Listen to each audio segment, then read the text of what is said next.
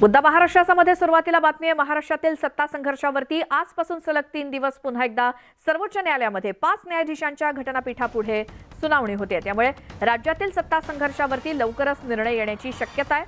16 आमदारांच्या अपात्रतेविषयी सुप्रीम कोर्टात ठाकरे गटाकडून कपिल सिब्बल आणि अभिषेक मनु सिंघवी तर शिंदे गटाकडून हरीश साळवे आणि महेश जेठमलानी युक्तिवाद करतील।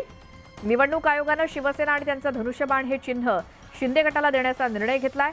निवडणूक आयोगाच्या या निर्णयाचा सुप्रीम कोर्टाच्या सुनावणीत काय परिणाम होणार हे पाहणं देखील महत्त्वाचं आहे। या सुनावणीत ठाकरे गटाकडून केंद्रीय निवडणूक आयोगाच्या निकालावरती आक्षेप घेतला जाण्याची शक्यता आहे। जे अधिकार त्यांना मिळालेले आहेत, जे अधिकार आता इलेक्शन कमिशनने तात्पुरते असतील कसे असतील कोर्टामध्ये त्याला चॅलेंज केलेल्या सर्वोच्च न्यायालयामध्ये, परंतु तोपर्यंत ज्या गोष्टी आहेत त्याप्रमाणे जर त्यांचा काही क्रम असेल आणि ज्या काही एक वेंडेटा पॉलिटिक्स म्हणा, एक विंडिक्टिव्ह पॉलिटिक्स म्हणा, याचा जर कोण अवलंब करत असेल तर त्याला आपण ह्याच्यामध्ये लोकच शेवटी बघतात। शेवटी या लोकशाहीमधला सर्वश्रेष्ठ हा मतदार असतो, लोक सर्वसामान्य माणूस असतो। तो त्याप्रमाणे त्याचं हे ठरवेल की बाबा हे कशा रीतीने चाललंय, सूडबुद्धीने चाललेलं आहे का, हे कशा रीतीनं याचा हे देत आहेत।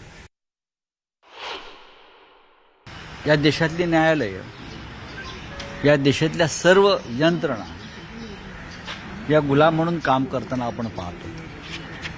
तसं नसतं तर शिवसेनेच्या बाबतीत जो निर्णय देण्यात आलेला आहे हा अन्याय्य निर्णय, महाराष्ट्रावर आणि शिवसेनेवर अन्याय करणारा निर्णय हा येऊ शकला नसता। म्हणून सर्वोच्च न्यायालय हा या देशातल्या जनतेसाठी, लोकशाहीसाठी शेवटचा आशेचा किरण आहे। मुख्य न्यायाधीश, त्यांचं खंडपीठ, सर्वोच्च न्यायालय ही या देशात काय चाललंय सध्या लोकशाहीच्या संदर्भात याचा काळजीपूर्वक विचार करून वधस्तंभाकडे चाललेली लोकशाही वाचवण्याचा प्रयत्न करतो। पहिली प्रायोरिटी आज लिस्टेड मेन्शनिंगमध्ये उद्धव बाळासाहेब ठाकरे मेन्शन करणार आहेत, डॉक्टर सिंघवी किंवा सिब्बल मेन्शन करतील। आणि मेन प्रायोरिटी त्यांची हीच आहे की कसा ह्याच्यावर स्थगिती मिळवावी, कारण मेन मॅटर ठीक आहे ते आज 7.5-8 महिने चाललंय, पण आत्ताची परिस्थिती अशी आहे की स्थगिती कशी मिळावी। आणि त्यामुळे शिंदेंनी कॅव्हिएट दाखल केलंय।